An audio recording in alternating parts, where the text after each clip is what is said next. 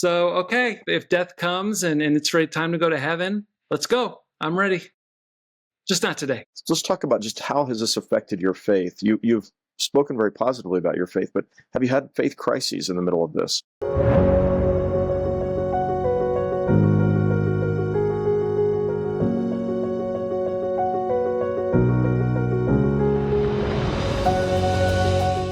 Hi, welcome to the Making Sense of Faith podcast. My name is Adam Hamilton. I'm the host, and I'm so glad you're joining me.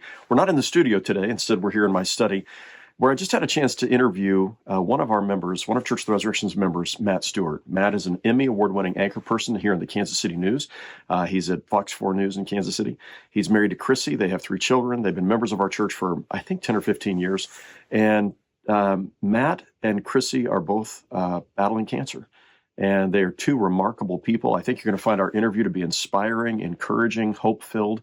In 2021, Chrissy was diagnosed with cancer, a very rare form of cancer. She's been undergoing treatment for the last 4 years, and monthly chemo keeps her cancer at bay. Last year, Matt was not feeling well, went to the doctor and was diagnosed with cancer. He had tumors in the brain, spinal column, and lungs. And the treatment so far is going well, and yet they've faced something that most people can only imagine, and would really a nightmare sort of diagnosis for both of them. And the way they have lived in response to this, the way that they think about life, the way that they've been very public about talking about these things. Matt's still working at Fox 4 News, doing a great job there. They have just inspired thousands of people, and I wanted you to have a chance to hear their story. So I'd like to invite you just to sit back and listen, enjoy, be inspired by my conversation with Matt Stewart. Could you just, why don't you say your name first, and if you could just describe, because there'll be people seeing this across the country who may not know your story. So could you tell us your name, you and Chrissy, how long have you been married, your kids, just a little bit of bio, and then and what you do here in Kansas City? Sure. My name is Matt Stewart. I am a morning reporter with Fox 4 News in Kansas City. My wife, Chrissy, and I, we've been married nearly 23 years. We have 3 children. Our oldest is 20 years old. He's a sophomore at Kansas State University. My middle son is 18, going into the military this summer, wants to be a Navy SEAL. And then my daughter, Madeline, she is 15. She's a freshman in high school, very busy with girls wrestling and choir. Great. So let's talk about what happened, Chrissy's diagnosis. Tell us about that. So in the summer of 2021, Chrissy was feeling a little bloated, and she works out all the time. She eats really well. So it was really odd for her. She was gaining weight and her abdomen was really becoming extended. So we were kind of concerned that something was going on. She ended up getting a CT scan. They found that a cyst from her ovary had grown out of control into her abdomen. They needed to do surgery right away because it was continuing to grow. So she ended up having surgery, had a full hysterectomy. They took out the entirety of that cyst, and they took it to a lab. It tested positive for cancer. The type of cancer she has is called angiosarcoma. It's an extremely rare cancer. Only 1% of all cancers are sarcomas. Only 1% of all sarcomas are angiosarcomas, and only 1% of all angiosarcomas stem from the ovary. In fact, we only know of about 3 other people in the entire world who have an angiosarcoma that stemmed from the ovary. So after surgery, she went into chemotherapy for a year. She got off chemotherapy, and the cancer came back. A tumor grew in her abdomen again. This was the summer of 2023. So she went through real intense chemotherapy again, where she was in the hospital for 1 week, home for 2. This happened all summer long. The chemo worked, kept it away. So now she's on a maintenance chemo where she goes once every 4 weeks. And so far, so good. For the last year, the cancer has stayed away. And even though this is a very aggressive and deadly cancer, we're hoping that it continues to stay away for many years to come. So Matt, in addition to Chrissy being diagnosed with cancer and battling cancer, you received a diagnosis in the last year. Tell us about that. So ever since Chrissy's diagnosis, I've been the caregiver, right? Taking care of her. And even though we were depressed that her life might end sooner than we wanted to, there was this hope that, hey, I'm going to be around to take care of our kids. But then in July of last year, I started feeling dizzy and I couldn't explain it. And after a couple of weeks, the dizziness didn't go away. In fact, it got worse. So I asked Chrissy to take me to the emergency room one Sunday morning, and they ran a scan of my brain, and they found a tumor in my brain. And then they did a scan of the rest of my body. They found tumors in my lungs. They found a tumor in my spine and a tumor in my rectal lymph node. 4 years previously, I'd had a colonoscopy and they had found cancer on a polyp, but we had done a follow-up surgery. They were confident they had caught it early, that it was gone, that I was good to go. So it came as a huge surprise when they told me that it was colon cancer, that somehow some microscopic cancer cell escaped my colon area, got into the lymph node. The lymph node just pumped some cancer cells all over my body, and now I had a tumor in my brain and in my lungs and really all over. So the first thing they had to do was take care of the brain, because if they didn't, I would have died. So literally 4 days later, they drilled into the back of my head, went in and took out this 3-centimeter tumor from my brain, patched me up. We did follow-up radiation. So far, so good. I'm here talking to you today. So the cancer has stayed away from my brain. Then I started chemotherapy, and I go once every 2 weeks. So far, it's washed away most of the tumors. As of now, I only have about 3 tumors in my lungs that are fading and getting smaller. So we're all very optimistic that as long as I continue on this path with chemotherapy, that hopefully all those tumors in my lungs will be gone before you know it. That's amazing. Okay, so I think for anybody who's hearing your story, first of all, just hearing what Chrissy was going through and feeling, a sense of, just overwhelmed for you with what Chrissy was going through. And then when it was, when it became known that you were battling cancer, I'm feeling that. And I'm thinking, how are you and Chrissy? Talk about how this affected you. What were you feeling first with Chrissy and then when you were diagnosed? Yeah, I mean, obviously there's a sense of dread when your spouse has cancer and there's this thought that you're not going to be able to grow old together. So it's extremely saddening, And then, of course, when I got my cancer, I was in her position. Our roles were reversed. All of a sudden, she's the caregiver and I'm the patient. And the minute I was diagnosed, I just realized what a blessing each day is. I think what happens is you take your days for granted a lot of times. Hey, it's another day. Or, I'm not happy today. But what happens is the minute you're diagnosed with cancer, you realize that your days are numbered and you want to just soak in every moment you can with your friends and with your family. I mean, God just blesses you with another day and you want to take advantage of that. And so I think ever since, especially my diagnosis personally, Chrissy and I have really done a great job of just trying to live in the moment, really trying to make great memories with each other and with our friends and with our family, not taking anything for granted. And of course, really leaning on our faith to get us through these tough times. Describe a little bit of what that looks like for you to sort of savor every day, or the kind of experience you've had. I mean, I have the joy of watching you on Facebook to see some of what's going on in your life, but for those who haven't followed or don't, maybe they're from another part of the country, don't know about your story, describe, what does this actually look like? So when Chrissy was first diagnosed, we came up with this phrase, which is all the things. So people suddenly started giving things to us, asking us to do this and that. And we just decided to say yes to everything, because why not? We want to do all the things while we're still alive. One of those things was a wedding vow renewal. So just last fall, this charity called A Wish Upon a Wedding reached out to us and said, hey, we want to offer you a free wedding vow renewal. Well, Chrissy and I are looking at each other like, well, our marriage is really strong. We don't need a wedding vow renewal. But our daughter, our 15-year-old daughter, was really excited about it. She wanted to go dress shopping with mom. She wanted a daddy-daughter dance because we might not be around when she gets married, hopefully a long time from now, not at 15. And so it was one of those things where we were said, oh, you know what, let's do this. Let's say yes, because it's going to be for our kids. And even the week leading up to it, we were really, really stressed out. We're like, this is kind of a pain. There's a lot going on. And I'm telling you, it was such a blessing that we said yes, because our closest friends and family were there. We just had this wonderful experience, bonding experience with our kids. And that's what it looks like, is just saying yes to things and, living life to its fullest. And when opportunity knocks, when God puts an opportunity in your path, it's taking it and not looking back and just going forward. And so that's what we've tried to do whenever people offer us different opportunities to live, whether it's going to a winery or going on a trip or doing things with friends, going to dinner with friends. It's like, yes, let's go. but that's how you live every day. So that's awesome. And that's a good word, whether somebody has cancer or not. This is, I think, part of the gift that people who are battling cancer give to the rest of us. And that is to remind us, to every day, make the most of every day. We often take these things for granted, and you know not to take them for granted. So there have to be days when you find yourself feeling low, or maybe you both are, or one of you is, or the other. Does that happen? What is that like? Yeah, I mean, we're forward facing on social media, so it looks like we're always happy. But behind the scenes, we have our hard days, especially right after chemo. We start feeling sorry for ourselves.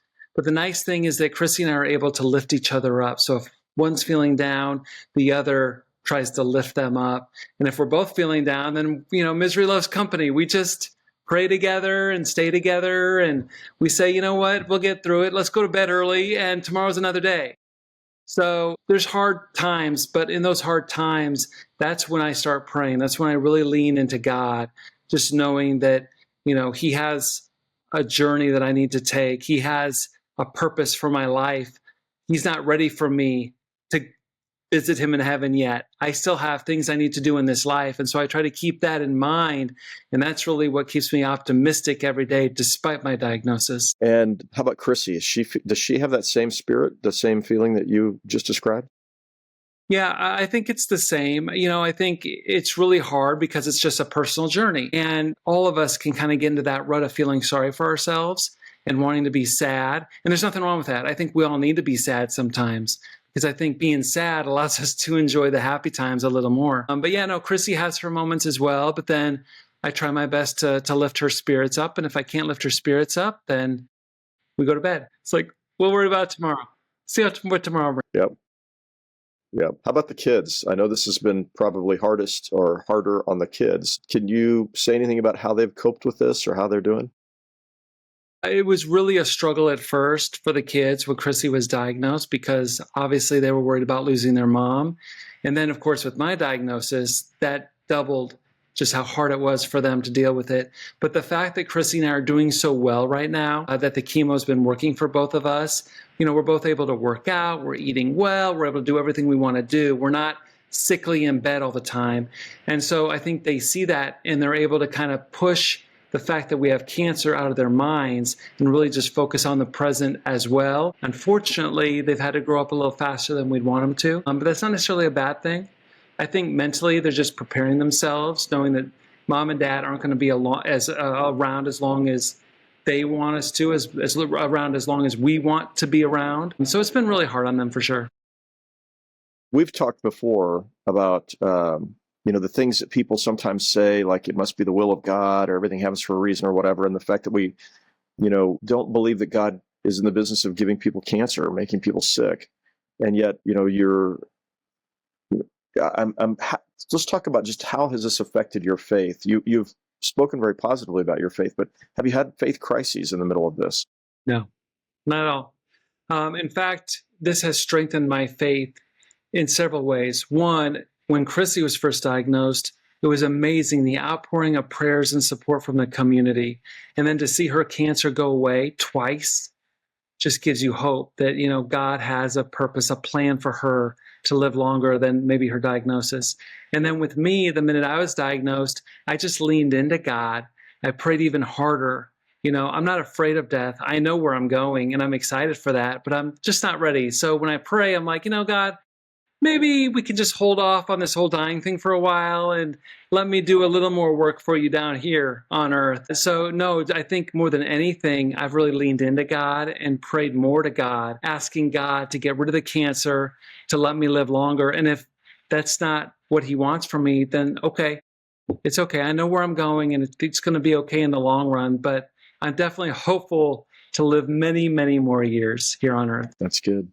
Okay, tell me about things that people do that are, or say, that are really helpful. And then are there things, coach people, our people who are listening, as to what not to say and what to say, what not to do and what to do. Everybody, I think, wants to be helpful who knows and loves somebody who's got cancer. But sometimes, nobody gave us a training class on how to do that. Right. So help us know. There's an awkwardness, I think, when you talk to someone who has cancer, and people tend to do this every time. They're like, I'm so sorry, the head tilt, right? And then the the furrow of the brow and the, I'm so sorry. Okay, don't feel sorry for me. Like, I'm living, I'm alive. I just, I'm here. Just, and that's the one thing I personally don't like, is having people feel like I'm a victim and feeling sorry for me, because I'm fighting this thing each and every day. I don't feel sorry for me. I don't need you to feel sorry for me. It's okay. Yeah, I have cancer, but that hasn't changed who I am as a person. It just changes my routine. I have to go to chemotherapy every 2 weeks, but I handle it. I deal with it. I battle with it. And so a lot of times I understand that people are kind of, get kind of weird around people with cancer, don't really know what to say, don't really know what to do. I have a lot of grace for that. And so if you tilt your head and furrow your brow, I'm not going to chastise you. It's okay. But just know that, we really don't want you to feel sorry for us. Just let's have a normal conversation and let's kind of pretend I don't even have cancer. I don't want to even think about it. I don't want to be defined as, oh, that's the guy that has cancer. I'd rather be defined by my actions and the person I am. That's a good word. So what are the positive things that people, so avoid furrowing the brow and tilting the head. That's good advice. But what are the not having it all be about cancer, but just about life, right? But so what are the positive things that people can either say or do if a friend is diagnosed with cancer? You actually said it best in a sermon you did a while ago. And I always think about this where, when someone is feeling down, let's say someone has a cancer diagnosis and they're really, really upset about it, and they're kind of in that pit. And I think human nature is you want to throw a rope, you want to save them. You want to say, hey, everything's going to be okay, or maybe this was meant to be, or you start throwing out these platitudes trying to cheer them up. But they don't necessarily want to be cheered up. They just want you to join them in that pit with them and cry with them and hold their hand. And you don't even really need to say anything, maybe just a hug or just letting them know that you're there for them if they want to talk and just listening. I think a lot of times that's the best way to approach someone who has cancer is, how are they playing it? If you come up to me, you're going to see me smiling and in a good mood. So you don't need to get in the pit with me. But if you come up to someone who was just diagnosed and they're teary and they're crying, don't try to cheer them up. Just be there with them, because they need someone there to hold their hand through this time. Are there things that people have done to help you and Chrissy, just in terms of, in the moments when you're in chemo or radiation or after surgery, where they're just really practical things that people did? We've been so blessed. I mean, I can't tell you enough about how blessed we've been. So many people they had a meal train. So they were bringing over meals. They were bringing over blankets. I mean, Chrissy got so many blankets after her diagnosis. We had a plethora of blankets and socks, because that's what people were thinking about giving. And people have been so generous they've given us monetary donations. They've given us things and prayers and, even just getting on social media and reading all the positive comments. Oh, you and Chrissy are so inspiring to us. That fills our heart with love and really lets us know that the way we're handling cancer is the right way to handle it, if there is a right way, right? I mean, there's no right or wrong way to handle cancer, but with Chrissy and I think we're just so grateful that God gives us another day, that it kind of shines through us each and every day that we're still alive. Yeah, that's beautiful. And it feels like, and we talked about this a couple of years ago when, before you'd been diagnosed, and I was at your house, we talked about, okay, so how God didn't cause this, but how could God use this? And I feel like you've been a poster child for this in terms, maybe the wrong term, but you have said, I have a platform, I have a voice and I have a platform and people know me. How can I use this to accomplish as much good as possible? Can you say a little bit about that? Yeah, I think the thing is when you're diagnosed with cancer, all of a sudden there's this feeling of helplessness that overcomes you, right? You're not in control anymore. The cancer is going to do what it's going to do. You put all of your trust into the doctors, into the medicine, and most definitely into God, right? You put your trust into God. Okay, God, I mean, it's in your hands. I can't do anything about this. What can you control? You can control your attitude. You can control how you come across to people. You can control each and every day that you live. What are you going to do with that day? And so, yeah, for me personally, it's just been about trying to be positive and inspire others to live and not just curl up in a corner and cry and wait for death to come, but to live regardless and do the best you can. It's in God's hands. I don't have control of this. And so hopefully he can use me for good by inspiring others to continue to live through whatever diagnoses they're facing. How do you think about death? I mean, you're in a place where where the possible reality of that sooner rather than later. I mean, that's not the hope. You're hoping, that your treatment for both you and Chrissy is going to keep you around for a long time. But at the same time, you've come face to face with death and your mortality in a way that most of us don't do until we hear that same C word when we're at the doctor. So how do you think about death? Question. I'm not afraid of it. I'm not afraid of death. It comes for all of us, whether we're 50 like me. Well, I'm not ready to die. But whether you're 50 or whether you're 80 or 90, my grandpa just passed away at the age of 99. So he lived a long and fruitful life, but he was ready to go. I'm not ready to go, but I'm not afraid of death.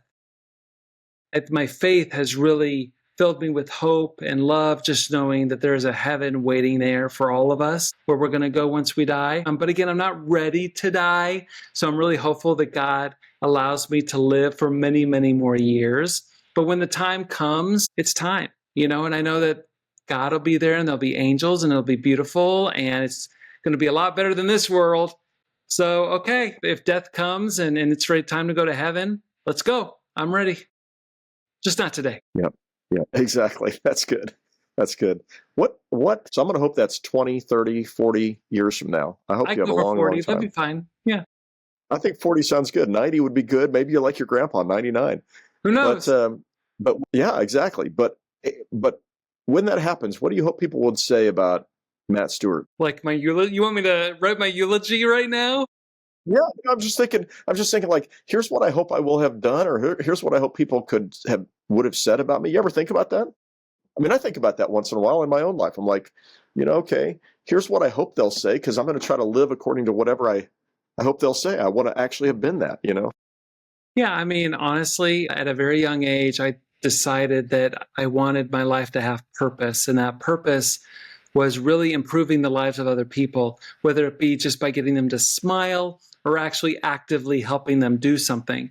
And so at the end of the day, when I pass, I really hope that people look back when they think of me, they think of someone who maybe dragged them out of a bad mood into a good mood, someone who made their lives better, someone who brought a smile to their face, someone who inspired them to be better than they even thought they could be. So yeah, I think we all want to leave a legacy behind, but that legacy is out of our control, right? Once we're gone, people are going to think of us the way they're going to think of us. And so what I try to do every single day is just spread kindness through my interactions with people in the community. So that way, when I do die, I want them to look back and smile and say, hey, he inspired me to be a better person than I am. That's really beautiful. So anything else I forgot to ask you or I should have asked you?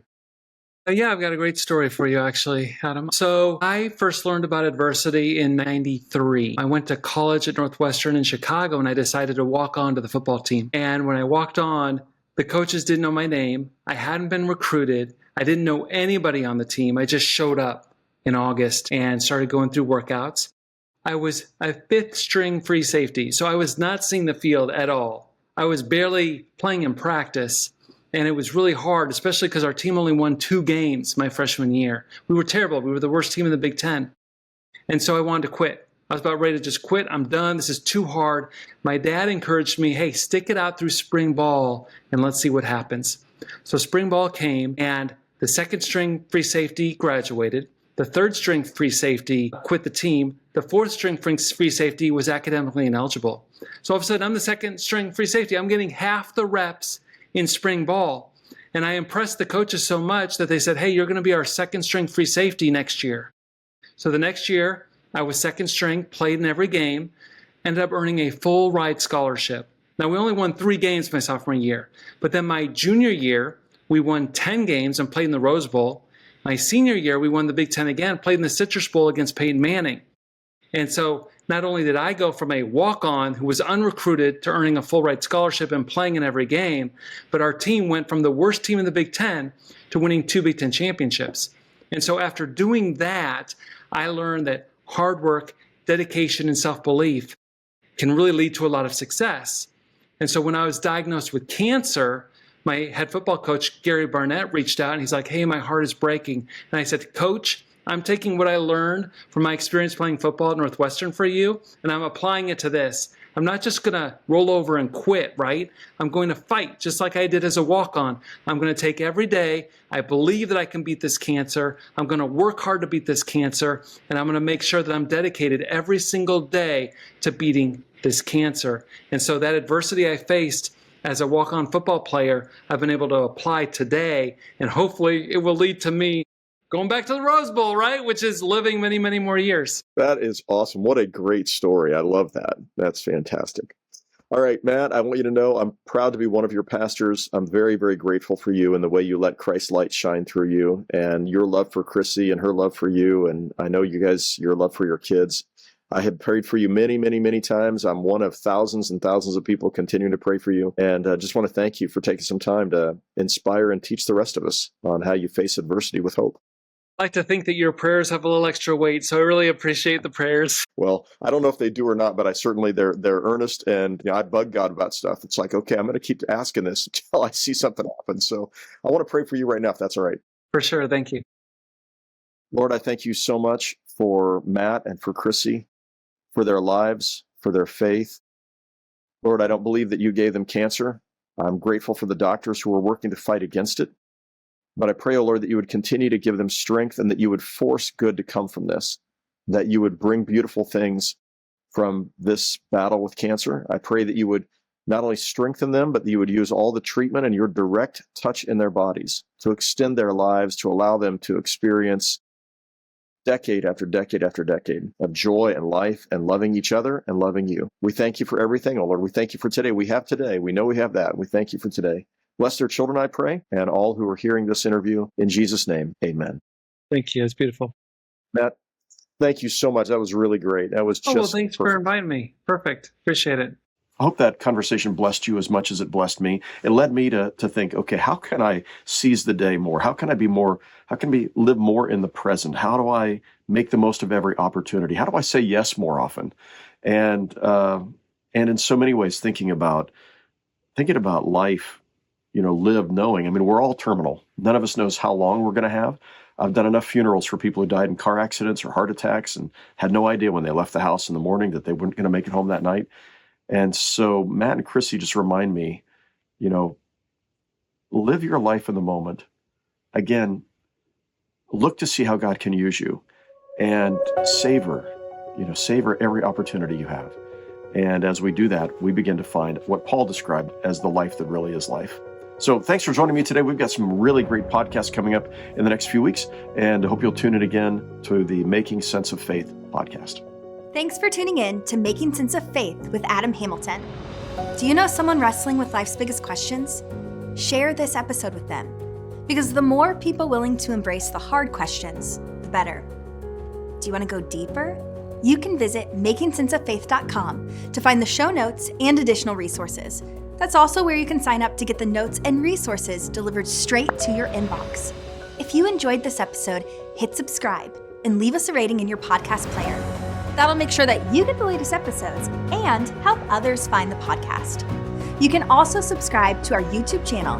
Hit that notification bell to catch future episodes and videos there. Until next time, remember that your questions matter. Doubts are normal, and making sense of faith is a lifelong journey. We'll see you on the next episode of Making Sense of Faith.